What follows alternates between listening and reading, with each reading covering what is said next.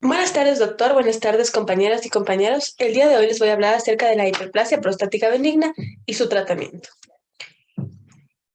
Vamos a abarcar la espera atenta o tratamiento vigilante, el tratamiento médico relacionado con los fármacos y el tratamiento alternativo o también conocido como fitoterapia. Entonces, después de que se ha evaluado a los pacientes, se les debe informar de las varias opciones terapéuticas con las que se cuenta para la hiperplasia prostática benigna. Y se les puede ofrecer recomendaciones específicas de tratamiento para ciertos grupos de pacientes. Tenemos el primer tipo de tratamiento, la espera atenta o tratamiento vigilante. Bueno, esto parte de que realmente hay pocos estudios sobre la historia natural y la progresión o evolución natural de la hiperplasia prostática benigna. Entonces, el riesgo de progresión o complicaciones es incierto, no se ha estudiado a profundidad. Sin embargo, en hombres con BPH sintomática, queda claro que la progresión no es inevitable, ya que algunos hombres tienen una mejoría o resolución espontánea de sus síntomas. Es decir, hay hombres que cuando cursan con esta enfermedad, si no se someten a alguna intervención, ya sea médica o quirúrgica, hay algunos casos en los que no se complica, no hay progresión de la enfermedad e incluso sus síntomas se resuelven solos. Entonces, este tipo de tratamiento es el tratamiento apropiado para hombres con puntajes de síntomas leves de 0 a 7. Esta puntuación según la escala internacional de síntomas prostáticos que ya vimos en la anterior clase. En los pacientes que tienen síntomas de moderados a leves, también se les puede tratar de esta manera si así lo deciden. La limitación de este tipo de tratamiento es que no se ha definido el intervalo óptimo de seguimiento ni los extremos específicos para la intervención. Luego tenemos el tratamiento médico.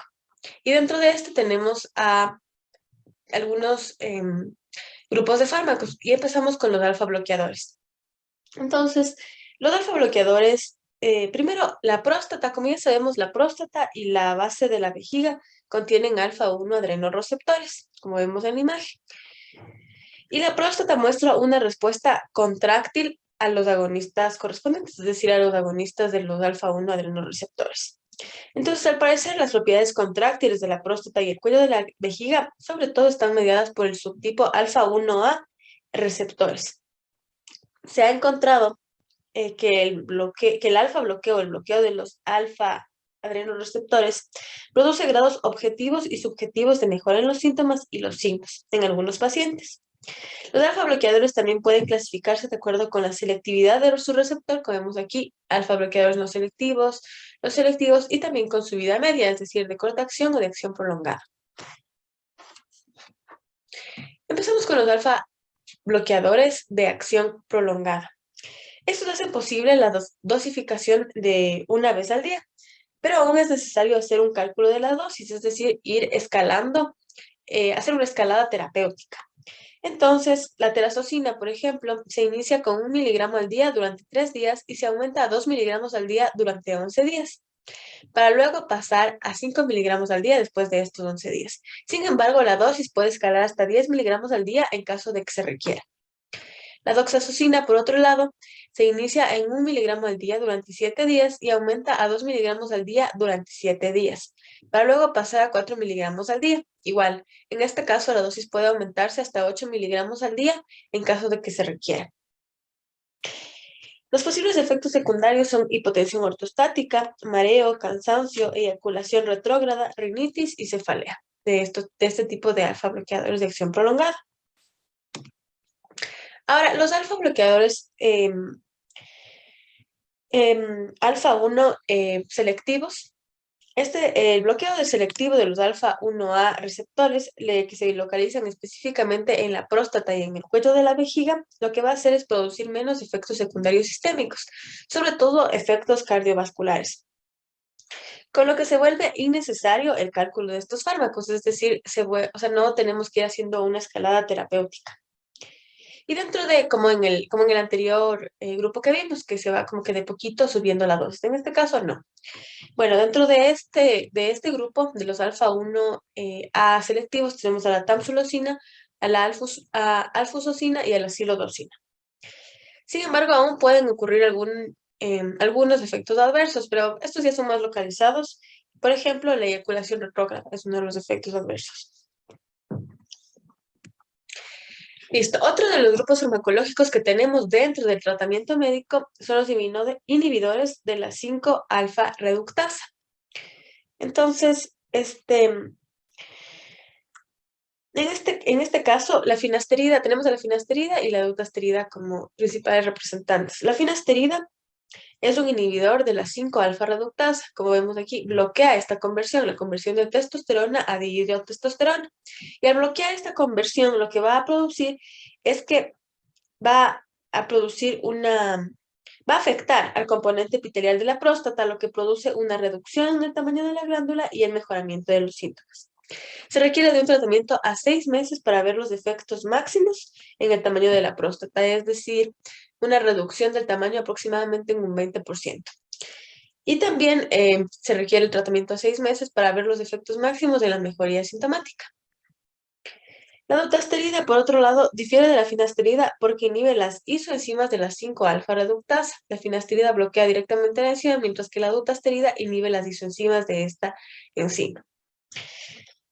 De manera similar a la finasterida, lo que hace es reducir el antígeno prostático sérico y el volumen prostático total. Se encontraron diferencias, realmente, a ver, hay pocos estudios en los que se ha comparado de manera frontal la finasterida versus la dutasterida. Y hay un estudio en el que se encontró pequeñas, pero con significancia estadística, pequeñas diferencias, pero que sí tienen significancia estadística.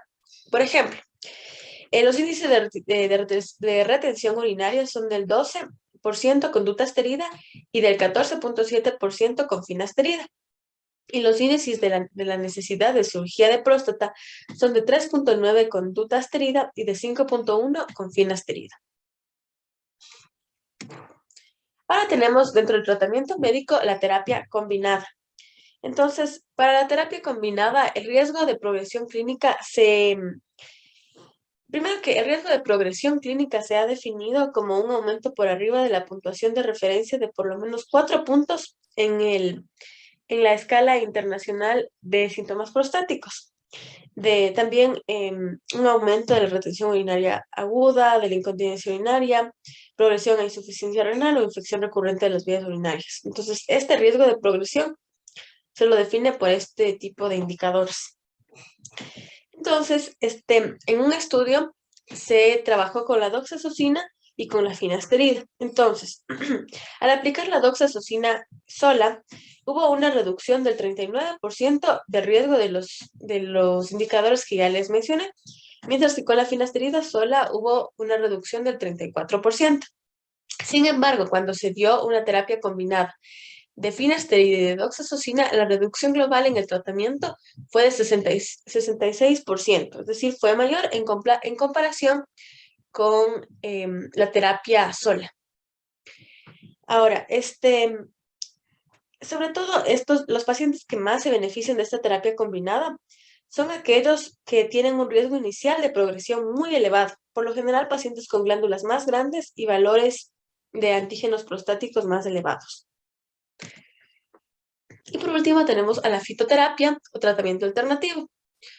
Este término fitoterapia se refiere al uso de plantas o extractos de plantas para fines medicinales. Entonces, se han popularizado varios extractos de plantas, entre estos el sabal, la palma enana americana o Serenoa repens, la corteza de Pyrium africanum, las raíces de Echinacea purpurea, el extracto de polen, las hojas del álamo temblón, entre otras.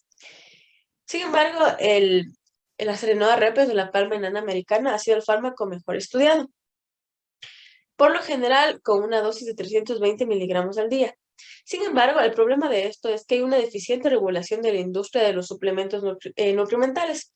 Entonces, al comprar este tipo de medicamento natural, el contenido de la tableta real puede variar demasiado de la dosis anotada en la etiqueta del producto. Entonces, como no es seguro, no está bien regulado.